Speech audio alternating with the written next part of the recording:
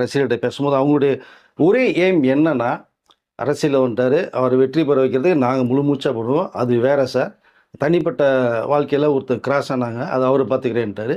அது எங்களை பற்றி கவலை இல்லை. ஆனால் முக்கியமாக அவர்கள் விரும்புவது என்ன அப்படின்னா, விஜய் அவர்களும் சங்கீதா அவர்களும் மீண்டும் ஒன்றா சேர்ந்து இருக்கணும் அப்படிங்கிறது தான் அவங்களுடைய முழு தாட்ஸாக இருக்குது, அவங்களுடைய எண்ணமாக இருக்குது.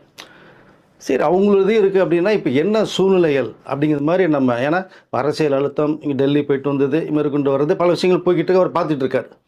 பட் இங்கே நம்மளுடைய நேயர்களுக்காக, ரசிகர்களுக்காக வந்து விஜயும் சங்கீதாவும் என்ன மாதிரி சூழ்நிலை இருக்காங்க ஒரு விஷயத்த நம்ம தெரிஞ்சுக்கிட்டு நம்ம சொல்லலாங்கிறதுக்காக விஜயுடைய நெருங்கிய நண்பர்கள் வந்து ஒரு 5-6 பேர் இருக்காங்க. அதில் ஒரு நபர் எனக்கு கொஞ்சம் நல்ல பழக்கம். பட் அது யார் என்னங்கிறத நான் நெக்ஸ்ட் வீடியோவில் பேரோடு சொல்கிறேன். நான் அதை இப்போ அவர்கிட்ட கேட்கும்போது வந்து அவர் என்ன சொல்கிறார் அப்படின்னா, விஜய் அதாவது அது எப்பவும் கொஞ்சம் கேஷுவலாக இருக்கார். அவருக்கு தாட்ஸ் வந்து நீலாங்கரை விட்டுட்டு போகிற தாட்ஸே இல்லை. ஃபர்ஸ்ட் ஆஃப் ஆல் அதை தெளிவுபடுத்திக்கிறேன் மீண்டும். இவ்வளோ பிரச்சனைகள் நடந்து அவர் நீலாங்கரை வீட்டில் தான் இருக்கார்.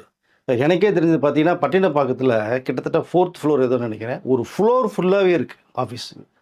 நினச்சிருந்தாங்கன்னா அங்கே போய் தங்கலாம். ரெண்டாவது பனையூர், அவர் இடத்துல அங்கேயே தங்கலாம். ஆனால் 2லேயுமே தங்கலை. நீலாங்கரை வீட்டுக்கு என்ன லேட் ஆனாலும் நைட்டு 11 மணியோ 12 மணியோனா கூட நீலாங்கரை வீட்டுக்கு தான் வர்றார். ஒரே வீட்டில் தான் சங்கீதா, விஜய் அவர்களும் இருக்காங்க.